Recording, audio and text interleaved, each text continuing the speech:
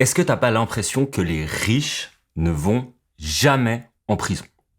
Genre jamais. Nicolas Sarkozy est définitivement condamné à de la prison ferme. Il sera équipé d'un bracelet électronique pendant 1 an. Nicolas Sarkozy sous bracelet électronique, c'est terminé. L'ancien président de la République se l'est vu retiré hier, on l'a appris aujourd'hui, il le portait depuis 3 mois. Mais Le Pen, pareil, on pique dans les caisses publiques. Alors là, c'est pas ici, c'est l'Europe. Pour quelqu'un qui est anti-européen, ça gêne pas de piquer de l'argent de l'Europe. Est-ce que la tôle, ce serait pas un truc uniquement pour les gens normaux? Les gens qui taffent dur, les pauvres? Ouais, quand nous on est convoqués par la police, nous ouvriers par exemple, on n'a pas d'immunité ouvrière. Désolé, on y va. Voilà. Marine Le Pen est donc condamnée dans l'affaire des assistants parlementaires européens.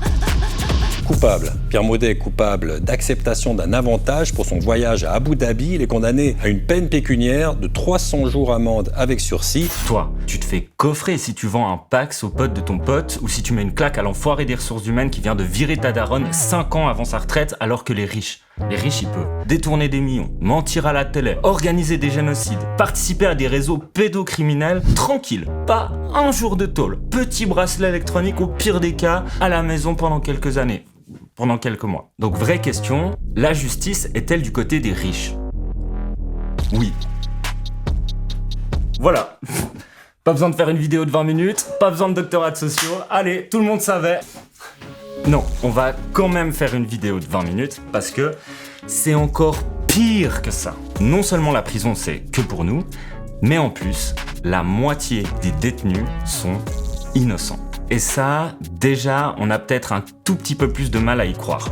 Pourtant, c'est un fait. Et c'est bien connu par toutes les personnes qui bossent dans la justice. Et aujourd'hui, on va essayer de le comprendre ensemble dans cette vidéo. On a fait nos recherches et on a tout écrit avec une professionnelle du sujet, comme à chaque fois, donc c'est carré. Moi, c'est Val, bienvenue sur HKit, et aujourd'hui, la détention préventive, c'est quoi cette merde? Je vais commencer par vous raconter une histoire, celle de Thomas. Thomas, c'est un mécanicien français qui vit à Lausanne depuis longtemps. Il a 44 ans et ça fait 20 ans qu'il est en couple avec Isabelle, qui elle est infirmière et qui vit à Thonon, juste en face, en France. Ensemble, ils ont un fils de 11 ans qui s'appelle Lucas et qui veut devenir astronaute. Ça, j'avoue, je l'ai inventé. Lucas, il fait son école en Suisse et ça, c'est important pour la suite. Concernant Thomas, alors déjà son casier judiciaire est complètement vierge et dans la vie, il bosse dans un garage à Lausanne où il fait de la peinture automobile. Lui, il s'occupe du travail manuel, même si ça arrive que son patron lui demande de signer des papiers de temps en temps pour les déclarations de sinistres de ses clients, par exemple. Mais son truc à lui, c'est les bagnoles, c'est la mécanique, c'est la peinture.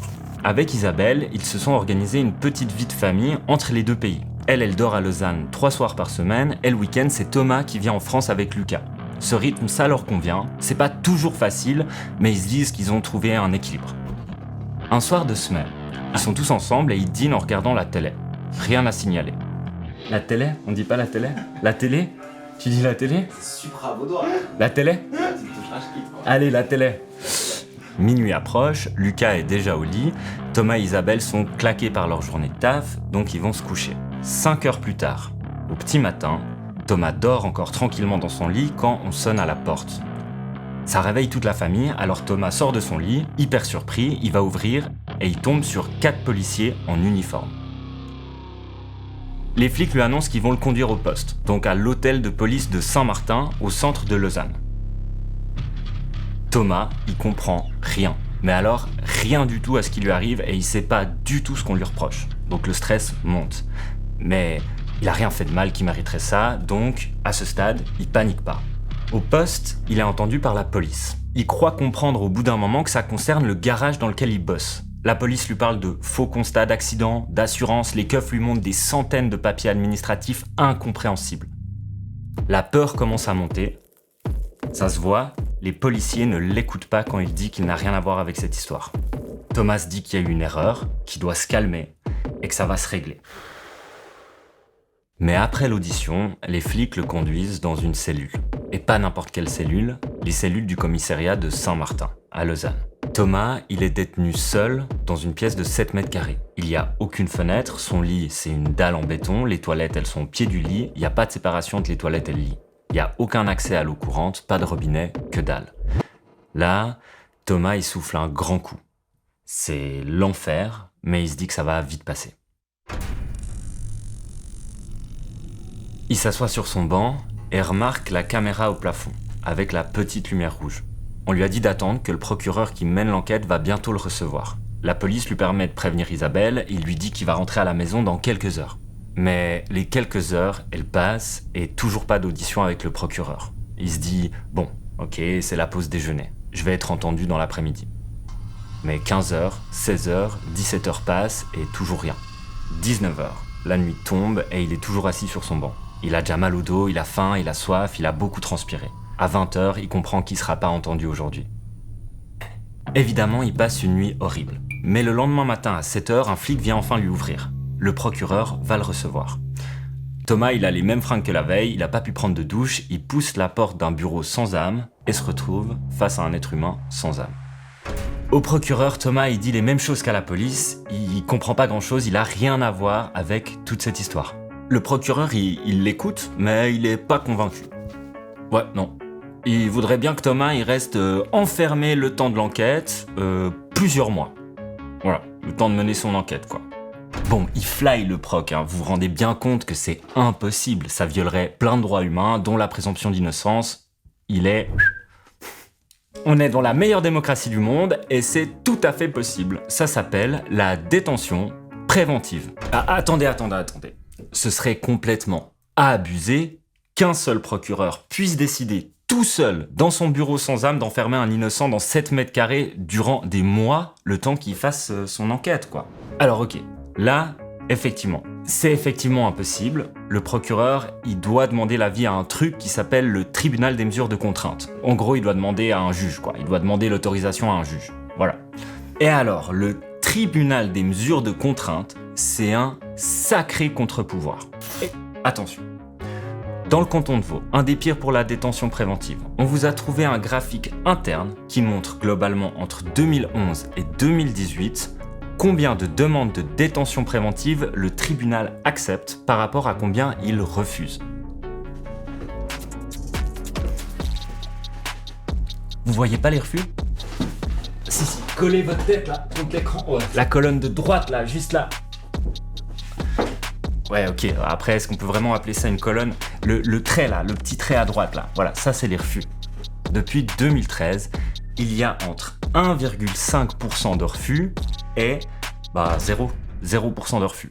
Donc dans le cas de Thomas, le procureur, il fait cette demande et surprise générale, elle est acceptée. Voilà, le tribunal, il est là en mode ça vaut le coup, let's go. C'est vrai qu'il a l'air un peu dangereux là, puis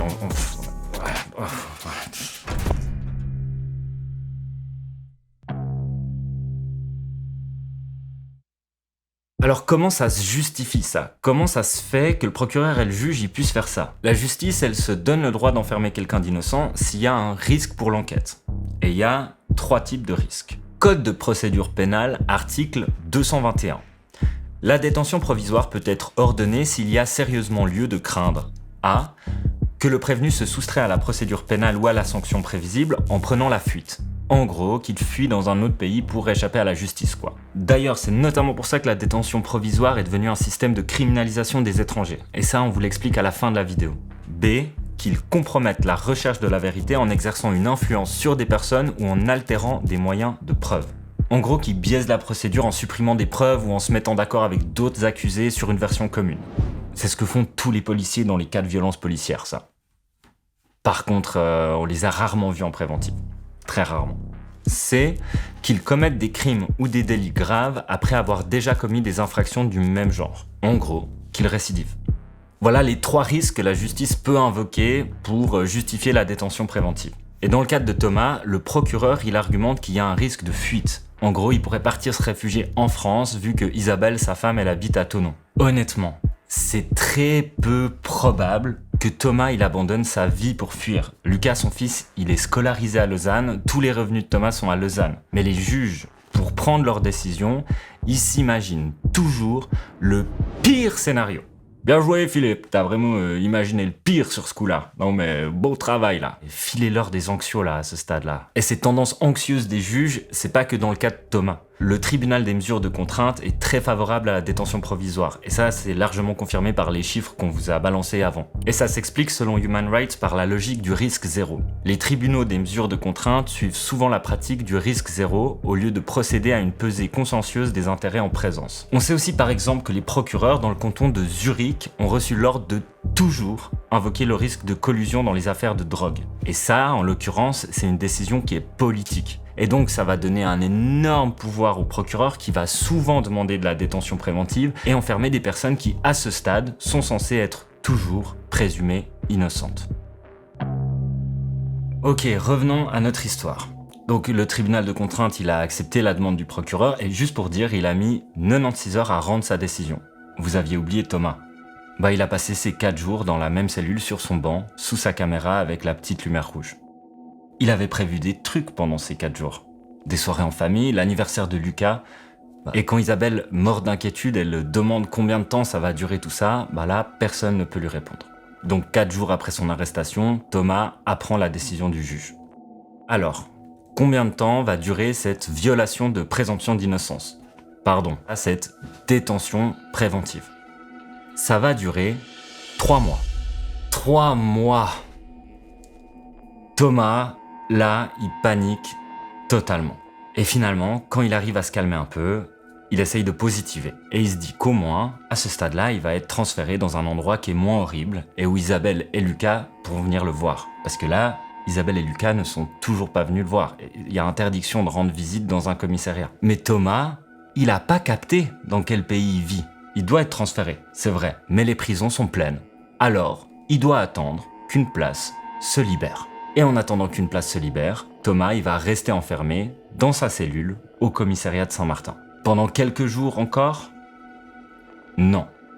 Pendant encore 3 semaines. Et ces 3 semaines, donc, il les passe dans une cellule de garde à vue. Et légalement, il devrait pas y rester plus que 48 heures. Ce qui lui arrive, c'est totalement illégal.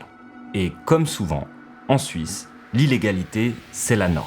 Alors, à ton avis, quelle proportion de détention préventive excède cette durée maximum de 48 heures ? 90%. 90% des détentions préventives au poste de police excèdent le délai légal de 48 heures. En moyenne, elles durent 12 jours. Et en 2023, la plus longue a duré 49 jours. Tout le monde sait que 90% des détentions préventives excèdent les 48 heures au poste de police. Tout le monde s'en fout. Thomas, il est détenu 23 heures sur 24 avec 2 fois 30 minutes de promenade. D'après les rapports officiels, cette promenade a lieu dans une petite cour de type garage grillagé. Sympa. Voilà, pendant que toi tu chilles librement là, ici, par exemple là, Thomas, il se promène là, dans cette petite cour de type garage grillagé là, juste là. Voilà, c'est ça, une petite cour de type garage grillagé. La petite caméra le filme continuellement, sauf quand il va aux toilettes, c'est ce qu'on lui a dit. Là apparemment c'est flouté. Après il a remarqué Thomas qu'il y a toujours la petite lumière rouge allumée, même quand il est aux toilettes. Par semaine, il a le droit qu'à 3 douches. Aucune visite n'est autorisée, hormis celle de son avocat. Vous vous souvenez de cette matinée où ça a sonné chez lui alors qu'il dormait auprès de sa famille ? C'est loin maintenant. À partir de ce moment-là, il a pas revu Isabelle et Lucas. Et ça fait 3 semaines. Bon, c'est bientôt l'heure du quiz. Déjà, à votre avis, comment va évoluer la santé mentale de Thomas ? Ses conditions de détention chez les flics sont reconnues par les observateurs comme très dommageables pour la santé mentale. Tu m'étonnes. Elles sont susceptibles de provoquer dépression, décompensation, automutilation ou tentative de suicide. Ok, vous pensez que j'exagère ? Let's go, quiz hardcore. À ton avis, combien y a-t-il eu de tentatives de suicide rien que dans l'hôtel de police de Lausanne en 2023 ?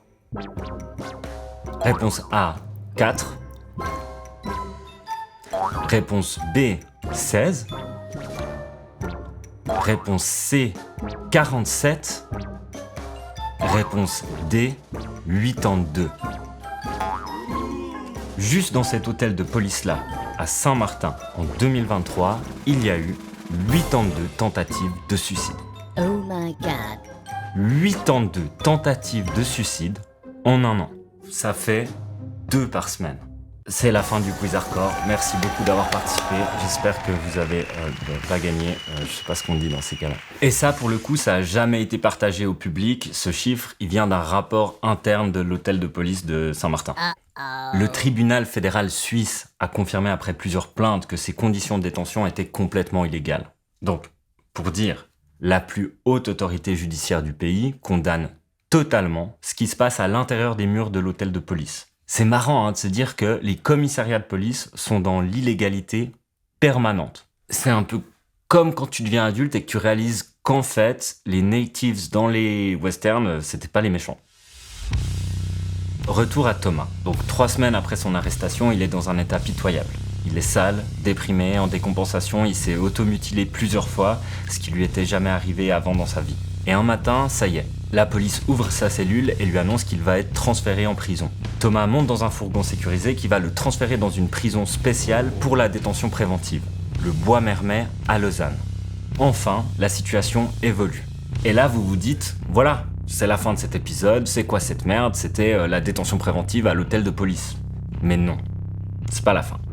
Thomas arrive au Bois-Mermet, menotté, et des gardiens lui ouvrent la porte de sa nouvelle cellule. Et là, il réalise que les droitards avaient raison. Le commissariat, en fait, c'est le Club Med. Sa cellule en prison fait 8 mètres carrés. Au commissariat, c'était 7, mais là, ils sont 2. Au commissariat, il avait 7 mètres carrés pour lui tout seul, et là, il en a plus que 4. Les toilettes sont séparées seulement par un rideau. Les 2 hommes chient, mangent, dorment, fument des clopes au même endroit. L'aération est catastrophique, il fait très froid en hiver et très chaud en été. Comme chez les flics, ils sont détenus 23 heures par jour avec seulement 1 heure de promenade. Et tout ça, on l'invente pas. C'est d'ailleurs tiré d'un arrêt du tribunal fédéral, parce que oui, il a aussi considéré que les conditions de détention au Bois-Mermet étaient souvent illégales. La plus haute autorité judiciaire du pays condamne totalement ce qui se passe à l'intérieur des murs de la prison. C'est marrant de se dire que la prison est dans l'illégalité permanente. C'est un peu comme quand tu deviens adulte et que tu réalises que, en fait, Luigi Mangione. Faut quand même qu'on précise c'est quoi les conditions illégales aux yeux du tribunal suisse.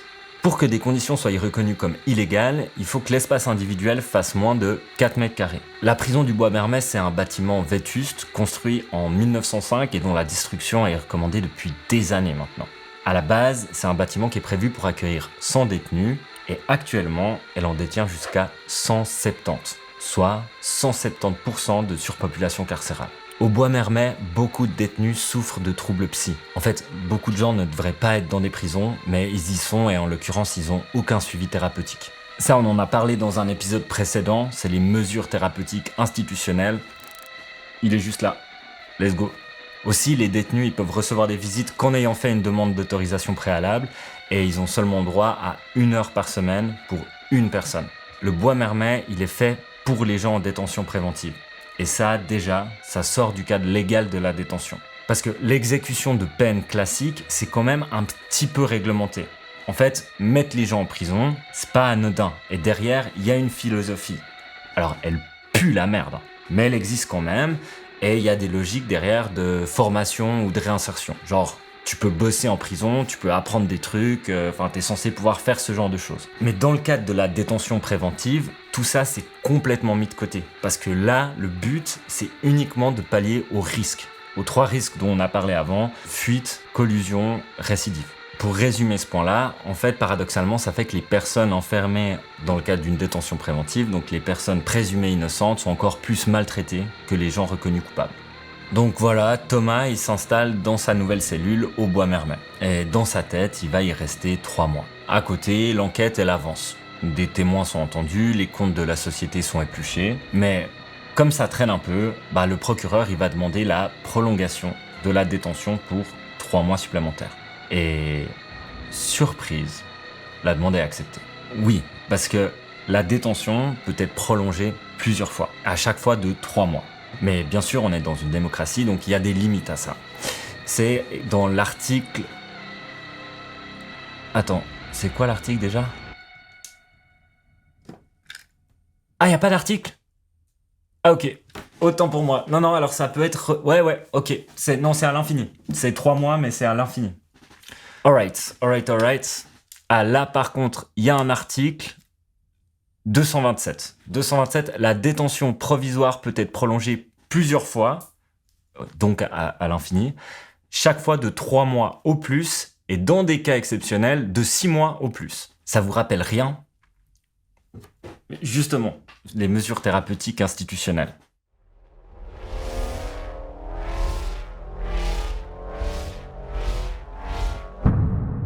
Un an plus tard, on y est.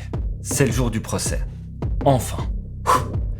Thomas arrive à son jugement, les pieds menottés, sa femme et son fils sont là pour le soutenir. Le procureur qui avait décidé d'enfermer Thomas tout ce temps, il va présenter son enquête au juge. Et le juge, face à tous ces éléments, il est en mode, il dit au procureur, t'as badé cousin, c'est le patron qui a fait ce truc-là, c'est pas lui, c'est juste pas lui. Ce qu'il y a contre Thomas, là, ça tient pas.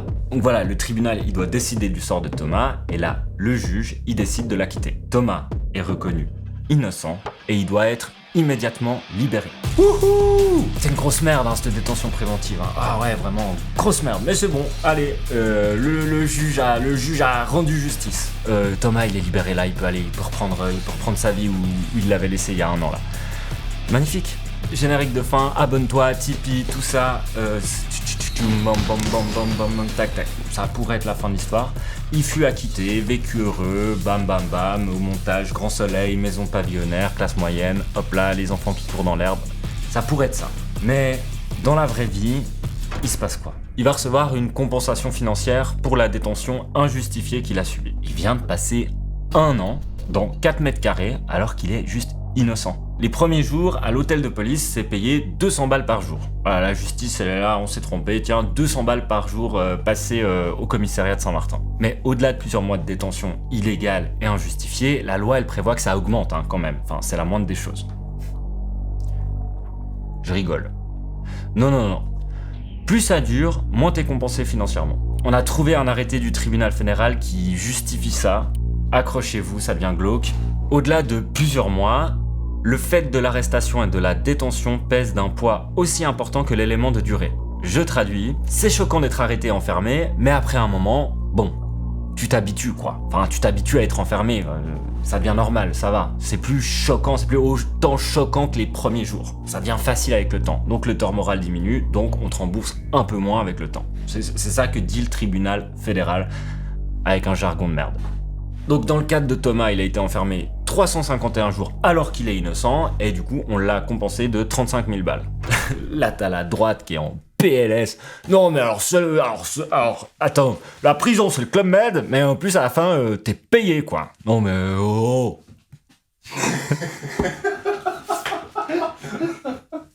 Attendez les droitards là.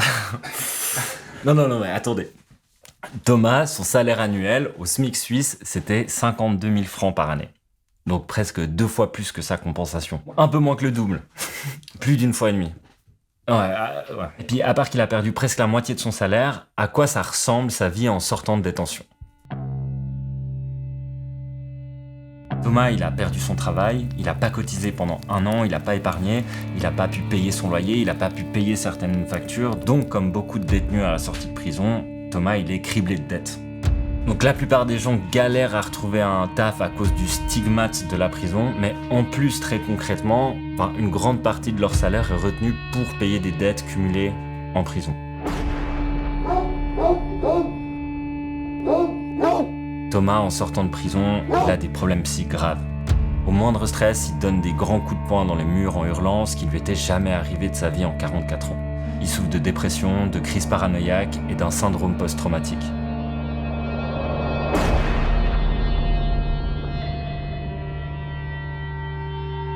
Il dort à peine, il fait des cauchemars à répétition. Aussi, pendant 1 an, Lucas a grandi sans son père. Pendant 1 an à l'école, les autres sont foutus de sa gueule parce que son père c'est un taulard. Alors là, maintenant, Lucas, il en veut à son père. Quelques années plus tard, Thomas et Isabelle vont divorcer. Vivre avec lui dans ces conditions, c'est devenu juste trop compliqué. Isabelle, elle a peur et puis on la comprend. Et bien sûr, Thomas, il développe des problèmes d'alcoolisme et de dépendance aux substances que son divorce ne va pas arranger. Et vous savez ce qui va probablement se passer. Thomas, il va commettre des infractions. Et cette fois, ce sera des vraies infractions. C'est largement prouvé. L'emprisonnement fait augmenter la récidive. La prison précarise les gens, et donc les pousse à commettre des crimes, quoi.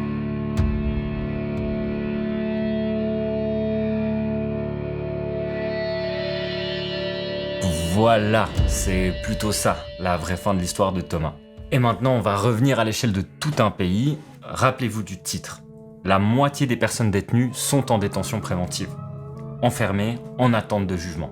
L'un des principes fondamentaux d'un système démocratique, c'est que t'es innocent jusqu'à ce que le contraire soit prouvé et acté par un tribunal. Et même si une autre personne que Thomas avait vraiment commis les infractions qui lui sont reprochées, il aurait quand même été innocent aux yeux de la justice pendant toute l'année où il a été enfermé. C'est ça, la présomption d'innocence. Bien sûr, dans cette vidéo, on a utilisé un cas réel d'une personne qui, à la fin, a été innocentée. Ça nous permettait de souligner à quel point le principe de la détention préventive est une dinguerie. Mais si Thomas avait été coupable, ça aurait été une dinguerie quand même. Quand il s'agit de politiciens qui piquent dans la caisse, tout le monde affirme en boucle « présomption d'innocence, c'est important, il faut défendre la présomption d'innocence ». Mais quand il s'agit d'enfermer des gens ordinaires, là, le système pénal, il bafoue allègrement cette présomption. Par contre, un truc qui est assez certain et qui s'observe, c'est que plus on donne de pouvoir au système pénal, plus il en abuse. Et depuis qu'ils sont autorisés à enfermer des présumés innocents, ils le font de plus en plus. Les chiffres de la détention préventive augmentent chaque année. Et aujourd'hui, la situation est complètement dingue. En 2025, 48% des gens dans les prisons suisses n'ont pas été jugés. 48% des personnes sont en détention préventive. Ça veut dire 48% sont présumés innocents. Je répète encore une fois, la moitié des gens en prison sont innocents aux yeux de la justice. La moitié des cellules, la moitié des cours de promenade, la moitié des salaires des matons, la moitié des frais de ménage, la moitié des frais de suivi médical et psychologique, etc., etc. Un prisonnier, c'est 9 000 francs par mois. Après, on sait très bien que pour certaines questions, les droitards, y a aucun souci de dépenser la thune de l'État. 9 000 balles par mois pour une personne innocente en prison, ça vaut le coup, risque zéro. Non, prends pas le risque là, ça vaut le coup, on paye. On paye. Et d'ailleurs, puisqu'on parle de fric, la détention préventive, elle a un autre effet pervers. Au moment où la personne est jugée, le juge, il prend aussi une décision qui est en fait financière. Dans le cadre de Thomas, si le juge l'innocente, ça veut dire que le système a été très injuste et qu'il faut le payer 35 000 balles. C'est ce qu'on a vu avant. Et ça, c'est en plus de tous les frais d'emprisonnement qu'il faut désormais considérer comme injuste et inutile, si la personne à la fin elle est innocentée. Thomas, c'est 360 jours d'emprisonnement à 9 000 francs d'argent public par mois, donc 110 000 francs. Si on ajoute à ça la réparation du tort moral, ça fait un total de presque 150 000 francs. Donc, au moment où le juge il doit juger, s'il reconnaît l'innocence d'un prévenu en préventive, il reconnaît quoi? Il reconnaît une erreur judiciaire qui a coûté 150 000 francs. Pour rien, à tous les contribuables. Petit exercice de pensée, est-ce que vous pensez vraiment que ça ne va à aucun moment influencer son jugement? Nous, dans notre cas, tous les avocats à qui on a parlé nous confirment qu'une personne qui a fait de la préventive a plus de chances d'être condamnée. Bon alors ça, on peut pas le prouver, mais c'est ce qu'on pourrait appeler le sentiment des professionnels. Voilà. Et comme d'habitude, dans les C'est quoi cette merde, on va finir avec le point, l'intersectionnalité. C'est pas compliqué. C'est pas vrai, c'est pas encore une habitude, mais ça va en devenir une. Intersectionnalité, c'est pas compliqué. Non, l'intersectionnalité, c'est pas compliqué. C'est très facile. L'intersectionnalité, c'est pas compliqué. Non. Ok, en gros, le système pénal suisse est un enfer, et si t'es étranger, c'est encore plus un enfer. Voilà. Filez-moi mon doctorat de sociaux, s'il vous plaît. Oui, parce que dans tout ça, il y a un petit chiffre qu'on n'a pas encore lâché, 79% des détenus en détention préventive sont étrangers. Vous vous souvenez des 3 risques qui justifient la détention préventive? Dedans, il y a le risque de fuite. Et vous vous souvenez qu'il y a une pratique du risque 0. Et ben voilà, le procureur et le tribunal, ils vont quasi systématiquement considérer qu'il y a un risque de fuite si la personne accusée est étrangère. C'est pas compliqué. Conclusion efficace. La détention préventive est une mesure d'enfermement abusif, pratiquée massivement dans des conditions souvent illégales sur des personnes que la justice considère innocentes et qui sont presque toutes étrangères. Et ça concerne la moitié des prisonniers du pays. Bienvenue dans la meilleure démocratie du monde. Cet épisode il a été écrit en collaboration avec 2 personnes, une avocate pénaliste et une spécialiste du sujet. Big up à elle et à leurs collègues qui luttent contre cette merde. Et merci à vous pour tout le soutien que vous nous envoyez à chaque épisode, ça fait trop chaud au cœur, vraiment, merci. Plus vous partagez ces vidéos, plus vous les commentez, plus elles sont vues largement. C'est con de dire ça tout le temps, mais en fait c'est comme ça que fonctionnent les algos, donc partagez, commentez. Mais en vrai, on a moins besoin de soutien que les collectifs qui se battent sur le terrain. Big up à Parlons Prison, un collectif basé en Suisse romande. Big up à Projet Évasion, un réseau international qui lutte contre les prisons. Big up aux émeutiers et aux émeutières de Los Angeles qui ne se laissent pas faire quand la police vient chercher leurs proches. Sur Instagram, vous pouvez aussi suivre La Prison Tue qui recense toutes les morts en Suisse liées à la détention. Soutenez, rejoignez les collectifs qui luttent. On va finir là-dessus. Bisous.